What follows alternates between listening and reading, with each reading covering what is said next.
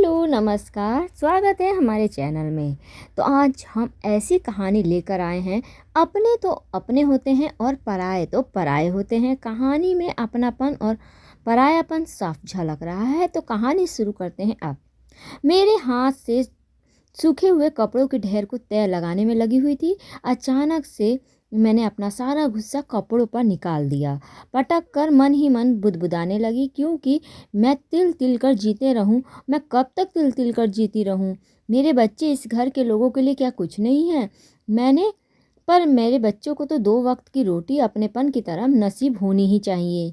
आज सुबह की बात है कि मेरे आंखों के सामने फिर से मेरी 8 साल की बेटी की गलती बस सिर्फ इतनी थी कि उसने अपने बड़ी माँ से पनीर के 2 टुकड़े मांग लिए। बड़ी माँ, सब्जी में पनीर के बदले आलू आ गए हैं और भैया की सब्जी में 5-5 पनीर के टुकड़े हैं। मुझे भी पनीर ही दे दीजिए।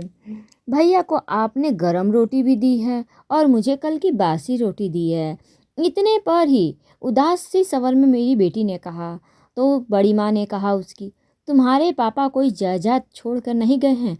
तुम्हारे बड़े पापा अकेले कमाने वाले, घर पर कितने खाने वाले, फ्री की रोटी मिल रही है वही बहुत है।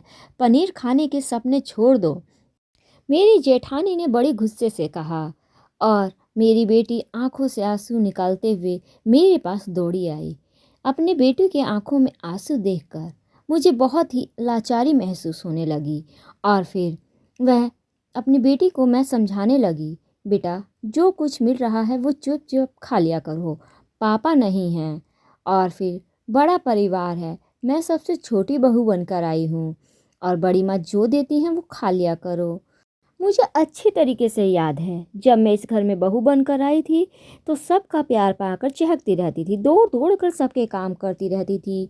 परिवार में पति, सास, जेठ, जेठानी, उनके तो 2-2 बच्चे थे। मेरे तो बच्चे दो शादी के 5 साल बाद 2 बच्चे हुए थे और सबके साथ मैं बड़ी खुशी से सब काम करती थी। और मेरे पति एक प्राइवेट कंपनी में काम करते थे। इतना तो कमा ही लेते थे कि परिवार का गुजारा अच्छे से हो सके। सब कुछ बहुत ही अच्छा चल रहा था। पर एक दिन भगवान ना जाने किस गलती की सजा मेरे पति को साइलेंट अटैक आने से पूरा जीवन साथ निभाने वाला वादा तोड़कर हमेशा हमेशा के लिए मेरा साथ छोड़कर चले गए। और मैं कुछ ना समझ पाई। अपनी सूनी सी आंखों से मैं सिर्फ गोद में बैठे अपने बेटे को देखती रही, तो कभी अपनी बेटी को। इन्हीं दोनों के भरोसे मैंने पूरी जिंदगी निभाने का वादा कर चुका। अब मायके में मेरे भैया भाभी थे। भाई ने साथ चलने के लिए कहा, लेकिन मैंने ही खुद मना कर दिया, क्योंकि वहाँ भी उसे भाई भाई भाई और भाभी पर ही मुझे आश्रित होना पड़ता। भाभी का स्वभाव कोई खास अच्छा नहीं था। यहाँ तो कम से कम मुझे अपना घर है ये तो कहने को मिलेगा। बच्चे काफ़ी छोटे थे, इसलिए बाहर जाकर नौकरी करने का सोच नहीं पा रही थी मैं। इसी बीच मेरे ससुराल में उसका सबसे बड़ा सहारा मेरा जो था, उस सासू माँ भी चल बसी। माता पिता समान जेठ जेठानी उनके बच्चों को संभाल लेंगे, ऐसा सोचकर मैंने इसी घर में जीवन गुजारने का संकल्प किया। लेकिन मेरी जेठानी ने तो घर की जिम्मेदारियों भी मुझे एक एक करके सारी मेरे कंधों पे डाल दी। अब खुद सब काम से आज़ाद हो गई। मैं एक घर में काम वाली बन गई और कामवाली को भी हटा दिया गया। इतनी मेहनत के बदले में भी मेरे बच्चों को 2 वक्त की रोटी अपनेपन की तरह ना मिल पाई। साधारण स्कूल में एडमिशन दिया।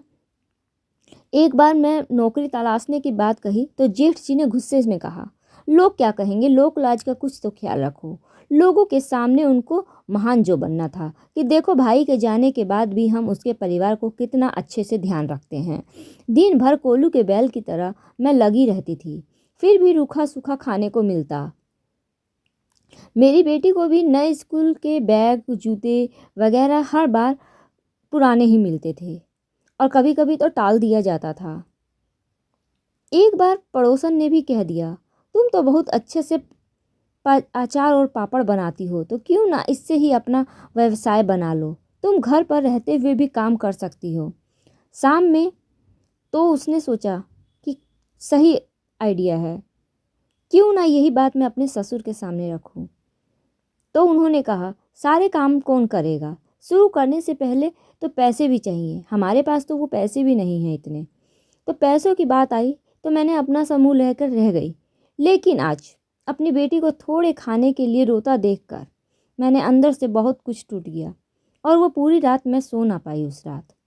उसी दिन बच्चों को स्कूल भेजा और जल्दी से घर के कामकाज करके मैंने भगवान के आगे हाथ जोड़कर बेटे को साथ लेकर सुनार की दुकान पर अपने सोने के झुमके लेकर पहुंच गई।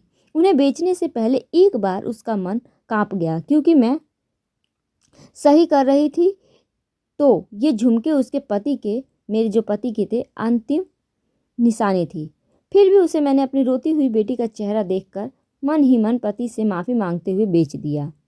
मैं बहुत ही मजबूर हूँ, मुझे अपने बच्चों की लाचारी देखी नहीं जा रही। उसके झुमके मैंने बेच दिए, सुनार से पैसे लिए, घर आकर अपने जेठ जेठानी के सामने बात रखी। मेरे बच्चे को भी खाने पीने पहनने ओढ़ने का हक है और उनके लिए मैं मेहनत करूँगी। मैंने पैसों का इंतजाम कर लिया है, मैं अपनी कला को व्यवसाय बना लूँगी। यह छोटे मोटे काम करके क्या हो जाएगा? इतना आसान नहीं है यह सब। घर और घर के सारे काम फिर कौन करेगा? मेरी जेठानी बोली। मैंने बोला, भाभी यह मकान आपका नहीं, हमारे ससुर जी का है, इसलिए आज के बाद आधे काम मैं करूँगी और आधे काम आप करेंगी। और काम तो काम होता है, क्या छोटा या क्या बड़ा।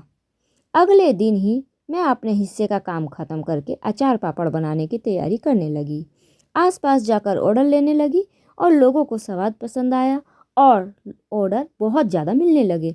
अब तो ये बड़े ही आधार पर सामान और दुकानों की सप्लाई भी होने लगी और मैंने अपनी पहली कमाई को देखकर अपने बेटी की आंखों से जो आंसू बह रहे थे उसको पूरा करने की कोशिश की। मैंने अपने बच्चों को अपनापन और अपने जीवन दे सकी, ताकि मेरे अपने खुद के बच्चे अपनी खुशियों के लिए किसी दूसरे पर आश्रित ना रहें। और मैंने उसी कमाई से मेरा हौसला बढ़ा और मैंने आगे काम किया। तो धन्यवाद दोस्तों, ये थी हमारी आज की कहानी। कहानी कैसी लगी आप हमें कमेंट में ज़रूर बताइएगा।